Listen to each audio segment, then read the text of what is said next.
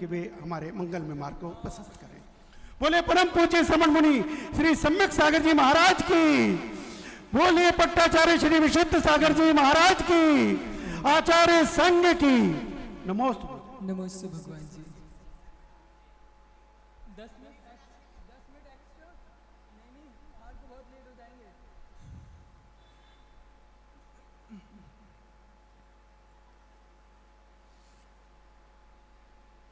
ग्रीष्म काल में आग बरसती, गिरि शिखरों पर रहते हैं। वर्षा ऋतु में कठिन परीक्षा, तरुतल रह कर सहते हैं, तथा शिशिर हेमंत काल में बाहर भू पर सोते हैं। वंदे साधु ये वंदन करता, दुर्लभ दर्शन होते हैं। नमो अरिहंताणं, नमो सिद्धाणं, नमो आर्याणं, नमो वत्सायाणं, नमो लोये संसाहुणं।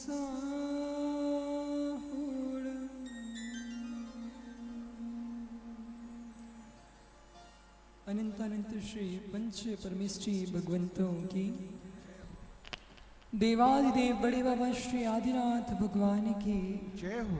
वर्तमान शासन नायक श्री वर्धमान स्वामी की जय हो। परम पूजनीय गणाचार्य आचार्य भगवंत श्री विराग सागर जी गुरु भगवान की जय हो। सम्यक पथ प्रदाता आचार्य भगवंत गुरुदेव श्री विशुद्ध सागर जी गुरु भगवान की जय हो। मंचासीन समस्त मुनि भगवंतों की जय। बोली श्रवण मुनि श्री सम्यक सागर जी महामुनिराज की, आचार्य संघ की नमोस्तु शासन। संसार की इस चकाचौंध में संसार का प्रत्येक प्राणी दौड़ रहा है और बस दौड़ रहा है। सुना है मैंने कि दिल्ली राजधानी महानगर है, यहाँ के व्यक्तियों के अंदर समय नहीं है व्यक्तियों के पास। फिर भी मैं धन्य मानता हूं इस महानगर को, इस दिल्ली राजधानी को, कि जिस राजधानी में साक्षात पत्राचार्य आचार्य भगवंत श्री विशुद्ध सागर जी गुरु भगवान का पदार्पण हुआ और अपनी व्यस्ततम जिंदगी में से आप जैसे सुधी श्रावक समय निकालकर गुरु चरणों में अपनी आत्मा को पवित्र और विशुद्ध बनाने के लिए आ रहे हैं। यस्य तिलक चंपो महाकाव्य में मुनि भगवंतों के लिए चेतन जिनबिंब की उपमा दी है। दिल्ली में अनेकों मंदिर होंगे, जिन मंदिरों में 24 तीर्थंकर भगवंतों की प्रतिमाएं विराजमान होंगी और आप लोग प्रतिदिन उन मंदिरों में जाकर भगवान की वंदना, पूजन, स्तुति करते होंगे। परंतु ये राजधानी का सौभाग्य है कि आप सभी को मूल नायक के रूप में आचार्य भगवंत श्री विशुद्ध सागर जी गुरु भगवान प्राप्त हुए हैं और 24 तीर्थंकर के रूप में 24 ही मुनि भगवंत प्राप्त हुए हैं। प्रतिदिन आप इनकी भक्ति आराधना करें और अपने कर्मों की निर्जरा करें। ये सौभाग्य है राजधानी का। और देखें, जिनकी वरदानी छत्र छाया में यह ऋषभ विहार के जैन श्रावक, जैन बंधु अपना जीवन यापन कर रहे हैं। ऐसे परमात्मा श्री आदिनाथ भगवान, जिनके नाम से इस कॉलोनी का नाम पड़ा ऋषभ विहार। आइए जानते हैं हम उस परमात्मा के विषय में, जानते हैं उस परमात्मा के जीवन के विषय में। सुनेंगे हम सभी उस आदि पुरुष, युगादि पुरुष की जीवन गाथा को। और अपनी बात को प्रारंभ करूं उसके पहले मात्र 2 पंक्तियों के माध्यम से मैं आप सभी को जोड़ूंगा कि लगता तो बेखबर सा हूं, लगता तो बेखबर सा हूं, फिर भी खबर में हूं। लगता तो बेखबर सा हूं, फिर भी खबर में हूं, और गुरुवर तेरी नजर में हूं तो सबकी नजर में हूं। प्रारंभ करते हैं उस युगादि पुरुष की जीवन गाथा को। कैसे थे वो आदिनाथ भगवान, क्या था उनके जीवन का वर्णन। प्रारंभ करते हैं और कहते हैं कि है पावन शाश्वत धाम अयोध्या प्यारा, 14 कुल करने राज्य पाठ विस्तारा। अंतिम थे नाभि राय जगत के कुल कर, जिनके थे पुत्र श्री ऋषभदेव तीर्थंकर। ये पंचम काल प्रारंभ होने के पहले की घटना है। होंडा सर्फ ने काल के दोष के कारण चतुर्थ काल में ही तीर्थंकरों का जन्म होना था, परंतु उस काल के प्रभाव के कारण आदिनाथ भगवान पहले ही, समय के पहले ही उनका गर्भावतरण, जन्मावतरण हो गया था। तो भगवान के जन्म शाश्वत भूमि अयोध्या में हुआ, जिस अयोध्या में प्रभु श्री राम का भी जन्म हुआ। उसी अयोध्या में भगवान श्री आदिनाथ ने जन्म लिया। और कहते हैं जब पुण्यात्मा जन्म लेता है तो सृष्टि स्वतः ही हर्षमय हो जाया करती है। और आचार्य भगवान समंत्रभद्र स्वामी ने भी कहा है रत्न कर्ण श्रावकाचार में कि यदि पाप निरोधान्यो संपदा किम प्रयोजनम, अथ पापाश्रवोत्सन्य संपदा किम प्रयोजनम। आप कितना भी धन का संचय कर लें, कितना ही धन जोड़ के रख जाएं, परंतु आपका वंश का अगर वंशज पुण्य लेकर नहीं आया है तो वह आपका धन संचय व्यर्थ है।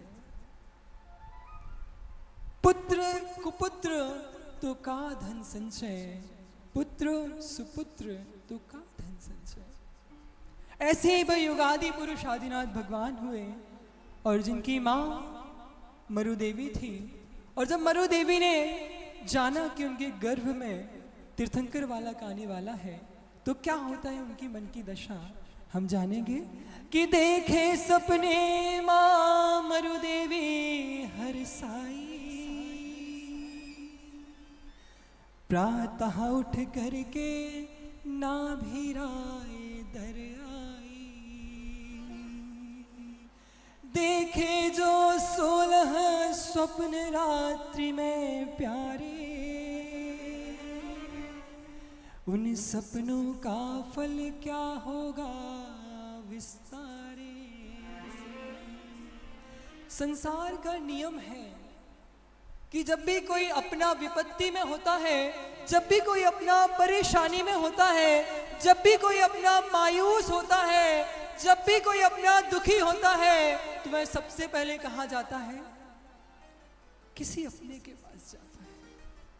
जब शिष्य हताश होता है, जब शिष्य उदास होता है तो सबसे पहले गुरु भगवान के चरणों में जाता है अपनी व्यथा को, अपनी पीड़ा को सुनाने के लिए। एक बालक जब हताश होता है, दुखी होता है या कोई अच्छा कार्य होता है उसके जीवन में तो वो सबसे पहले अपने माँ बाप के पास जाता है। और एक जब पत्नी, जिसे धर्म पत्नी की संज्ञा दी गई है, जब वह हताश, उदास या कोई खुशी का कारण होता है तो वो सबसे पहले अपने पति के पास जाती है। और ऐसा ही हुआ उस मरुदेवी के साथ। जब रात्रि के अंतिम पहर में मरुदेवी ने 16 सपनों को देखा तो उन सपनों को देखकर वह अचंभित हो गई कि अभी तक तो मेरे साथ ऐसा कभी नहीं हुआ।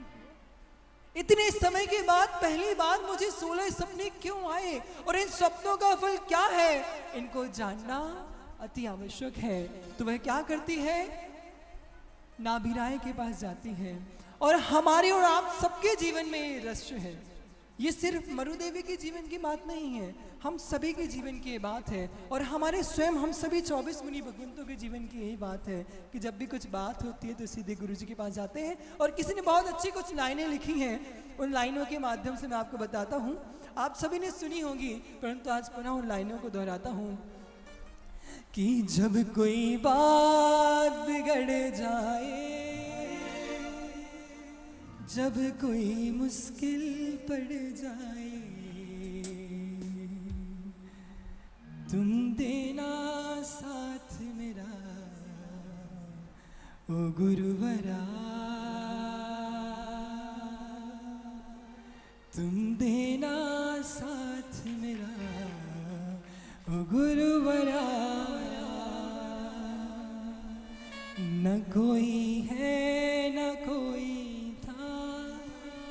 जिंदगी में तुम्हारे बिना, तुम देना साथ मेरा ओ गुरुवरा।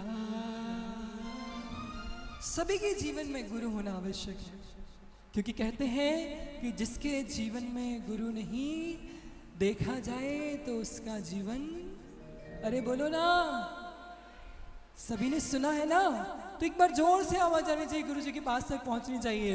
जिसके जीवन में गुरु नहीं, तो इसलिए सौभाग्य मिला है, गुरु भगवान आप सभी के बीच में विराजमान है। एक बार गुरु के चरणों में अपने मस्तक को टेक के देखो। चलते हैं आगे, पुनः एक बार आगे जानते हैं कि जब नाभिराय मरुदेवी के मुख से सुनते हैं उन सपनों को तो उनका फल बतलाने के लिए उनके मन में क्या उत्सुकता होती है कि मरुदेवी मुख से सुनकर 16 सपने फल बतलाने मुस्काए मन ही मन वे, बतलाया गर्भ में अद्भुत बालक आया, जिन शासन ध्वज फहराएगा जो सारा। आप सभी को ये बात पता है कि हमारे वर्तमान काल के 24 के प्रथम तीर्थंकर देवादिदेव श्री आदिनाथ भगवान हुए, जिन्होंने इस विश्व को दिगंबरत्व का प्रतीक दिया, जिन्होंने इस विश्व को आहार दान की परंपरा दी, जिन्होंने इस विश्व को अशी मसी कृषि विद्या वाणिज्य और शिल्प इन 6 कर्मों का उपदेश दिया, जिन्होंने इस विश्व को, इन विश्व के प्राणियों को जीवन जीने की शिक्षा दी, वो थे हमारे आदिनाथ भगवान। न्याय नीति विद्या सारी चीजें देवादिदेव श्री प्रथम तीर्थंकर आदिनाथ भगवान ने हम सभी को दी। तो ऐसा ही कुछ मरुदेवी के साथ होता है कि जब मरुदेवी नाभिराय के पास जाती है तो नाभिराय उन्हें अपने सपनों का फल बताते हैं और उसे बताते हैं कि तेरे गर्भ में सामान्य बालक नहीं है, तेरे गर्भ में इस तीर्थ का प्रवर्तन करने वाले साक्षात तीर्थंकर देवादिदेव श्री आदिनाथ भगवान का गर्भावतरण हुआ है। जब हमारी जिज्ञासा का समाधान हो जाया करता है, जब हमारी परेशानी का हल हो जाया करता है, तो हमारे मन में क्या बात आती है, हम क्या सोचते हैं। कुछ पंक्तियों में आपसे पुनः मैं जुड़ता हूं कि गुरु तेरे चरणों में मैंने तो जहां पाया, मिल गई सारी खुशियां, गुरुवर ने मुस्काया। मुझे लगता है मैं ये बात गलत नहीं कह रहा हूं, क्योंकि आप सभी के जीवन में ऐसा नहीं है क्या? आप जब भी गुरुदेव के पास दर्शन करने आते हैं मात्र एक ही भावना लेके आते हैं कि गुरु जी एक बार मुस्कुरा कर, एक बार हाथ उठा के आशीर्वाद बस दे दे, बस, और कुछ नहीं चाहिए उनके पास आके। है ना। तो ऐसा ही मरुदेवी के साथ हुआ था। पुनः चलते हम एक और पंक्ति के माध्यम से भगवान के गर्भावतरण की बात को जानेंगे कि और क्या होता है उस मरुदेवी के साथ। तो आए जब गर्भ में 3 लोक उपकारी, शह माहे रत्न बरसाए देवों ने भारी। फिर आई करने अष्ट देवियां सेवा, गर्भस्थ शिशु है वशु कर्मों का जेता। माता के गर्भ में जो बालक आया है वह बालक कोई सामान्य बालक नहीं है। 8 कर्मों को जीत कर, 8 कर्मों को नाश करके उस शुद्ध पद को प्राप्त करने वाला वह बालक आया है। इसीलिए वह माँ 3 लोक उपकारी के गर्भ में आने से, और ध्यान रखिए संसार का नियम है, स्वार्थी संसार है। क्या है? अरे बोलो ना, संसार कैसा है? स्वार्थी है। अष्ट देवियां भी भगवान की सेवा करने आई हैं तो अपने स्वार्थ के लिए आई हैं। क्यों आई? आप सब यहाँ आए हैं, क्यों आए हैं? अपने स्वार्थ के लिए आए हैं, अपने स्वार्थ को सिद्ध करने के लिए आए हैं।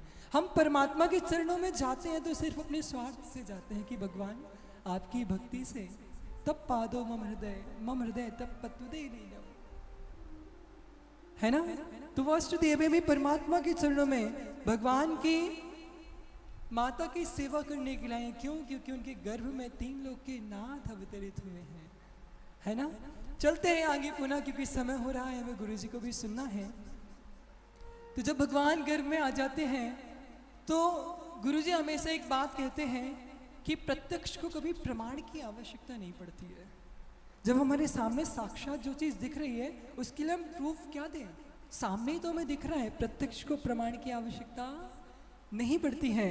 तो ऐसा ही कुछ होता है कि मरु देवी करती रहती तत्व की चर्चा,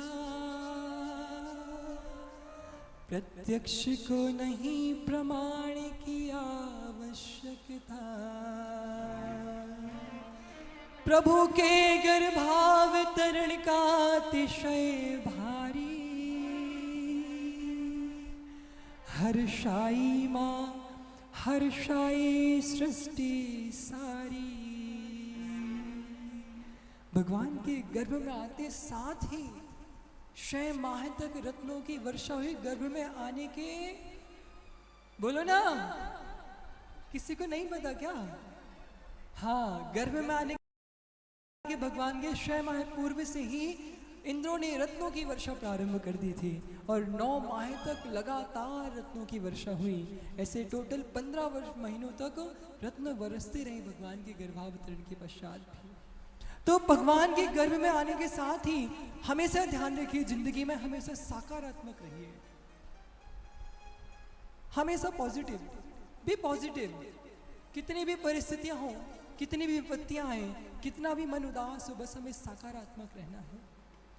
जब साक्षात 3 लोक के नाथ गर्भ में आए तो मां हर्षाई, और उनके साथ साथ पूरी अयोध्या नगरी हर्षाई और पूरी सृष्टि हर्षाई। सृष्टि का कण कण पत्ता पत्ता हर्षाया भगवान के गर्भावतरण से।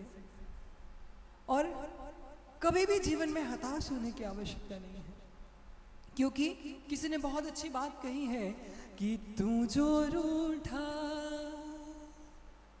तो कौन हंसेगा, तू जो छूटा तो कौन चलेगा। हम सभी के जीवन में ऐसा ही है। जब गुरुजी हमसे हताश हो जाते हैं, जब गुरुजी हमसे हमारी कोई गलती से रुष्ट हो जाया करते हैं, मौन हो जाया करते हैं, तो हम सभी की स्थितियां ऐसे ही होती हैं। तू चुप है तो अब डर लगता है,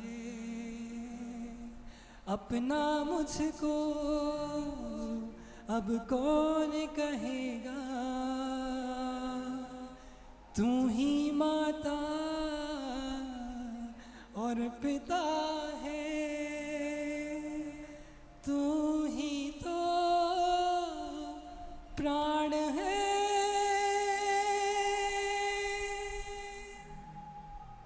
भगवान है।